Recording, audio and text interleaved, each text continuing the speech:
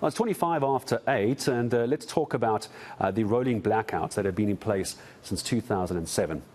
Yeah, it has been that long. Cabinet has approved a bill on electricity regulation. Now, what it means is it paves the way for private energy generation and, more importantly, power trading. Now, let's find out if this is actually going to make a difference and how easy is it to get this done. Well, Boitumelo Kiepile from Enel Green Power SA joining us this morning. Boitumelo, hello to you. I certainly hope I got the name of the company right. Please correct me if I mispronounced Enel Green Power South Africa on that. It's the important part of the power trading that interests me. It's supposed to be in place. It seems to be a good idea, but we just can't get it right. Good morning. Good morning, Gareth, and thank you for having me, and good morning to your viewers.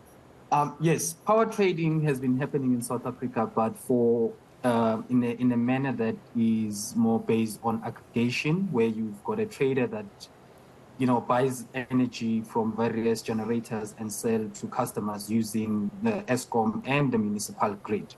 What the Electricity Amendment Bill is trying to do now is really to create more of a JSE-like kind of trading platform where many participants in this market will be able to buy and sell electricity, in physical contracts, bilateral contracts, but also creating a wholesale spot market that would clear the market and provide a signal to market participants in order to be able to fulfill their goals or their deals on both sides, whether you are a buyer or a seller.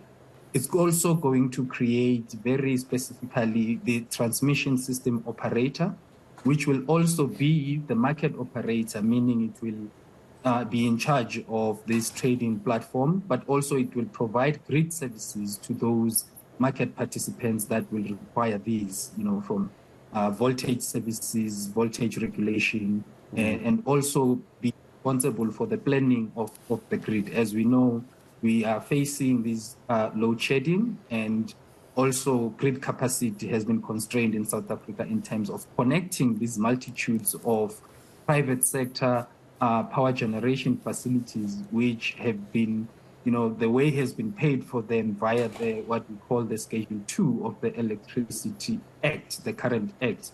And Schedule 2, what it has done, it has opened the market for private generators to sell energy using the grid to end off-takers.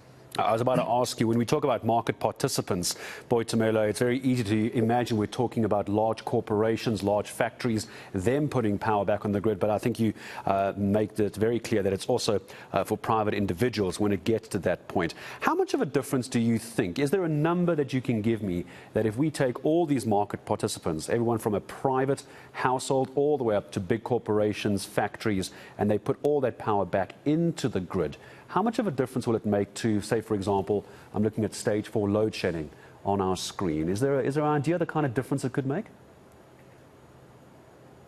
There are numbers that have been done through research. If you look at a typical stage 1 load shedding, which takes away 1,000 megawatt of energy from the grid, currently it has been estimated that there's about 9,000 megawatt of these private generation projects that are there in the market. So the impact of those would be very significant in alleviating the load shedding that we are experiencing.